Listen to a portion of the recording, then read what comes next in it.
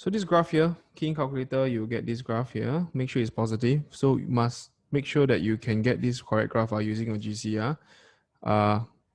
Change the, just use A as 1. Positive. So this case here is like that. Always good to have the graph beside you, even though they never ask you to sketch, because you can roughly know what's going on. So the point P on the curve has a parameter P. Okay, if point P has a parameter P, meaning to say the coordinates, the first thing that you should tell is actually the coordinates is just P. Parameter P will be BP, AP, comma, AP cube. Okay, so this is how you do it. So I sort of like, okay, AP cube, done. So then the next one will be the tangent to the curve at point P cuts the y-axis at S. And the x-axis at T. Okay. The midpoint M is okay, good. So meaning to say that I need to move my P down a bit, because if not, it's very far away. So I'm just going to move this down a bit.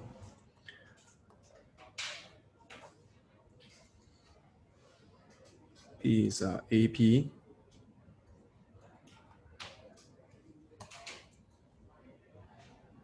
Great. So this case here, do a tangent like that. Okay, tangent we all know how to draw, right? Then after which you just say that okay, this tangent here cuts what? Cuts the y-axis at S. And this case here cut as T. Great. Then after which you have the midpoint is the point M is the midpoint of ST. Okay, great. So M is here. Great. Find the Cartesian equation of trace by M as P varies.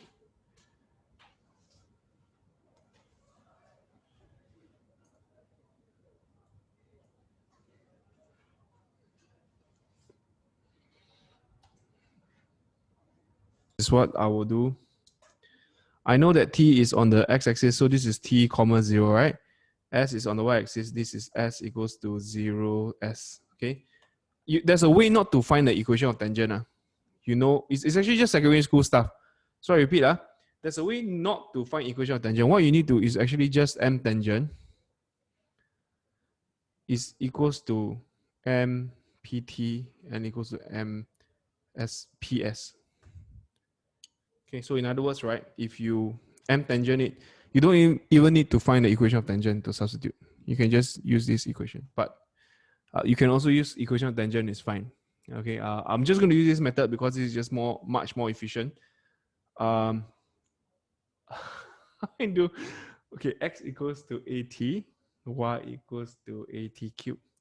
So dx dt would just be A, dy dt would just be 3t squared A. So dy dx would just be 3t squared A over A, which is 3t squared. Okay, so M tangent at P would just be 3p squared. You see MPT, right? It's just your y, this minus of this minus of this, y1 minus y2. So this is minus 0 over AP minus T. Maybe I shouldn't use T here because T is parameter, right? But what do I want to find? Let me use K. Because T is parameter, it'd be very confusing. And this would also be just the gradient formula, minus S, AP minus 0. I prefer this because it's much easier. It's just another way of avoiding to find the equation of tangent. Then you can avoid careless mistake. But if you don't think of this, it's also fine. This is just a matter of perspective. If you look at our mid-year revision, we did one of the question on APGP one. It's the same thing when the one that you got stuck. A lot of you got stuck. The gradient, it's also the gradient function. Actually, you use the gradient function, it's much faster. So this is what I'll think of. Then after which we will just solve for K and S.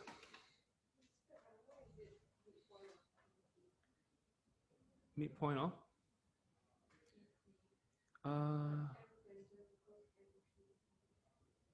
M tangent MPT. Huh? Oh, no, M is gradient. Gradient of tangent is a gradient of PS. Right, so gradient formula is just gradient.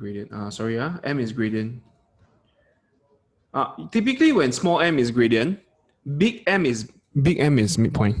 Okay, so typically lah. So this is y1 minus y2.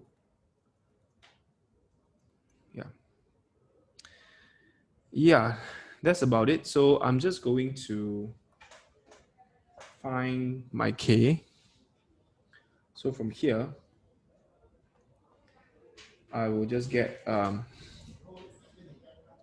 AP minus k equals to AP cubed.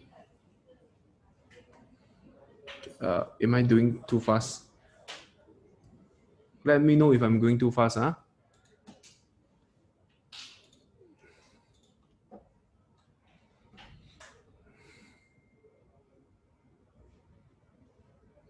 Zero AP cube, is it? That's very fast. Let me see. That's AP cube. dy dx.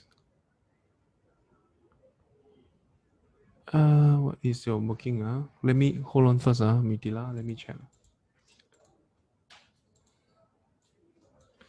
So I'll just do this as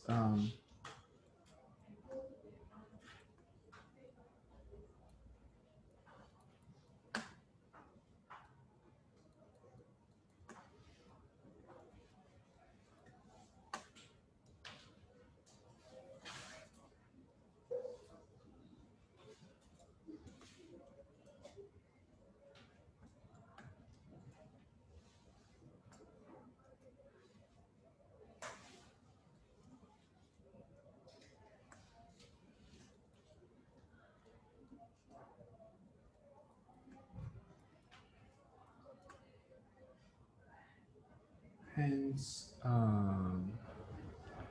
t equals to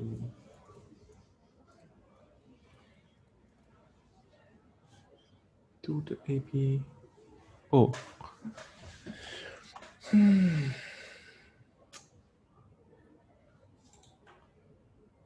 This gradient here. Okay, to equate. Yep. Remember the APGP question? Don't remember. Okay. Let me this part here. Now, simple. I'm always concerned about my parameter. I always want to find a parameter when they ask me, because everything points back to the parameter. There's nothing which is not related to the parameter. So as much as you could, you just change to the parametric form, then you will be good. So this would be minus 2 AP cubed. So that's why S would just be S, because this is S, right? SOS. Just saying SOS. So this is minus 2 AP cubed. All right. There you go. Then after that, I'm going to find the midpoint. The midpoint would be this part here. So the midpoint of ST will just be 2/3 AP plus 0 divided by 2. This is midpoint function. Just take the 2 points, divide only. And this will be minus AP cubed. See, everything is revolving around the parameter. Like there's nothing which is not related to the parameter. So if you were to do this on the, let me just get this done. Yeah. You can actually find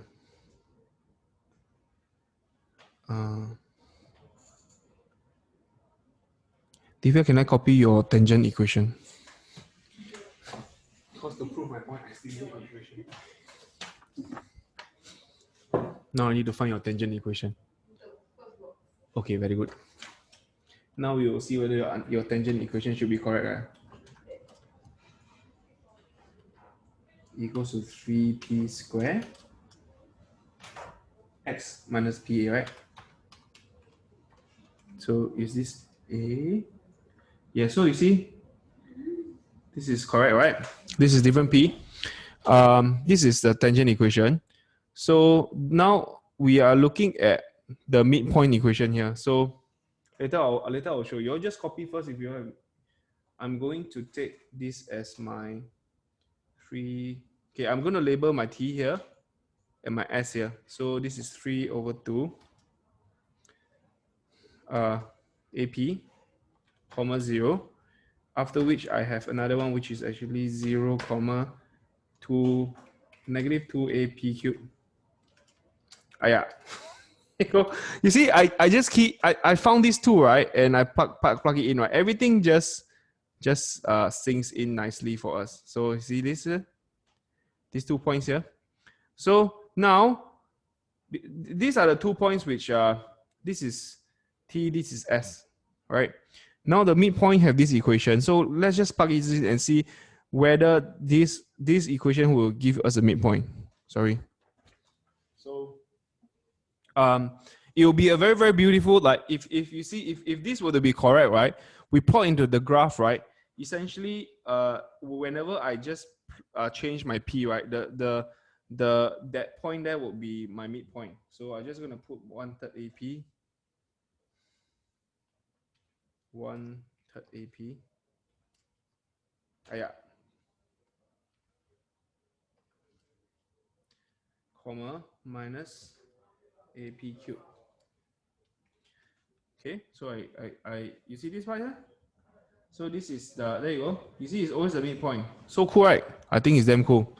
I don't know whether you find it as cool as I do, but I do find this very cool because like so whatever you do, even for the midpoint on the intercept can be expressed as a parameter, like in parametric in terms of its parameter. Okay, so that's the essential thing about parametric form, because everything just revolves around a parameter. Then what I'm supposed to do? I am supposed to find.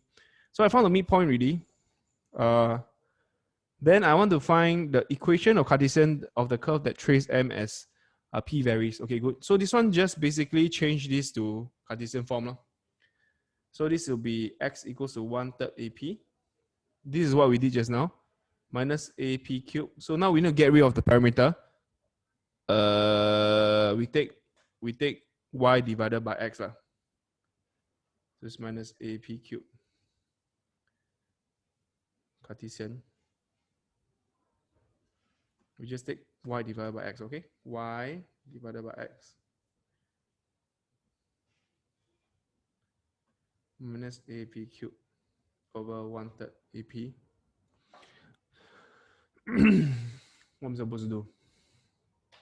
Actually, I could just make P the subject. Why am I making my life so difficult?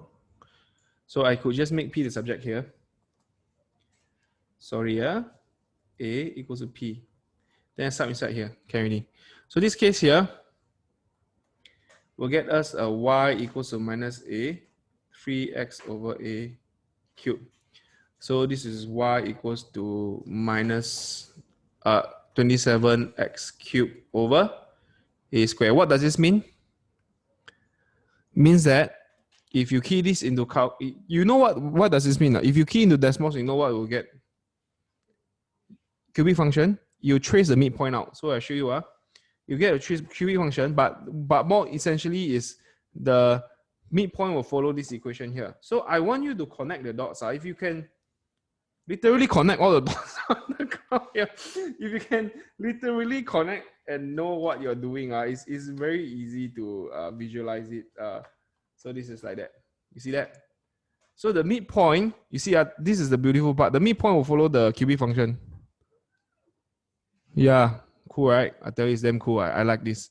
So never before in my education career, not even when I'm a student, I'm able to visualize this more concretely than decimals by using decimals. Yeah, but so this is it. That's the reason why they ask you to. Then I need you to have a sense of why parametric equation is sometimes more superior than Cartesian form, because parametric equation, you can do things like that. You can just express everything in terms of parameter. Everything can be just it's just like manipulating the force behind the Cartesian form, right? Yeah, the back end of the equations. So that's the cool part, man. So once you're done with this, can you do part 2?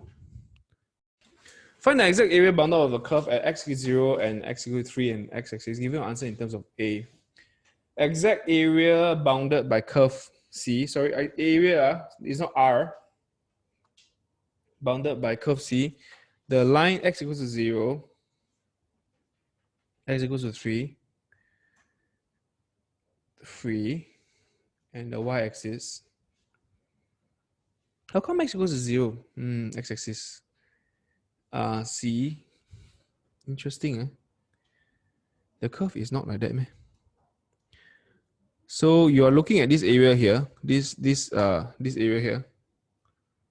Okay, is this area that you're looking at? So maybe I should just use. So let's just do part 2. Okay. Same thing. Everything. Your currency is always the parameter. Don't change it. It's always the parameter. Don't worry about the rest. Just okay. If you want to integrate 0 to 3, your Cartesian form is just fx dx, right? Or rather y dx, right? Okay, so this is 0 to 3. Okay, so that's what you get. So now what we're gonna do is actually change everything in terms of the parameter. So this dx need to change to dp dt, y needs to be dt. So your whole goal here is to change it to ft dt, a function of t dt. That's all. Okay, function of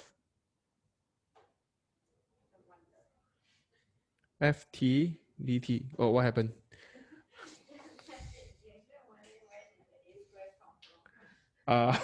Okay, so that's why we need to revise. So dx will mean that we differentiate dx dt will be a lah. So okay, don't write this in the exam. But don't write this in the exam. I know some schools will be very particular about this, but I'm okay because I think dx is equal to a dt. But don't write this in the exam. Please don't. So I'm going to erase this. Nothing happened.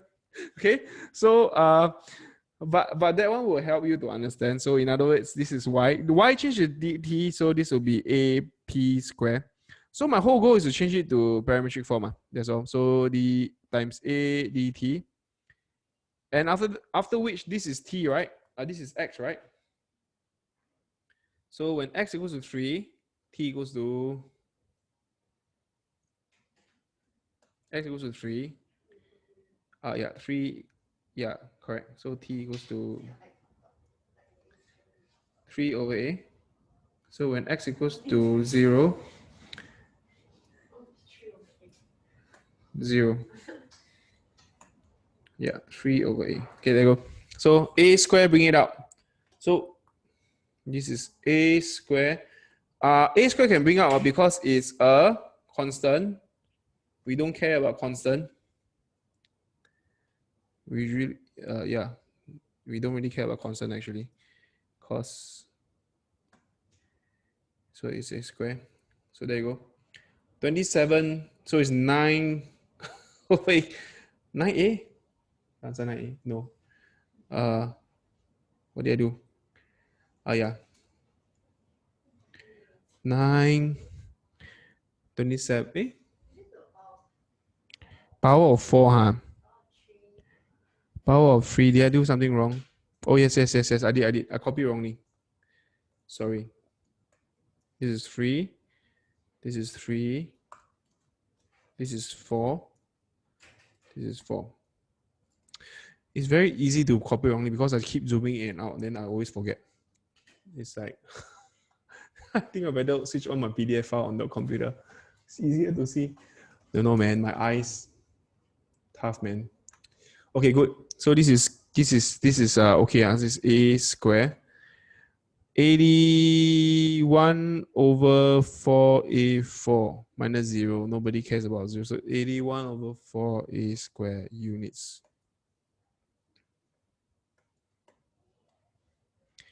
Okay.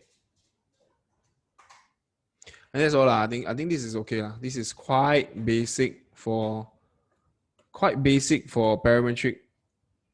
I'm serious. So if you're stuck, you need to make something like it's quite basic. It's not that in terms of finding area, it's quite doable. Okay.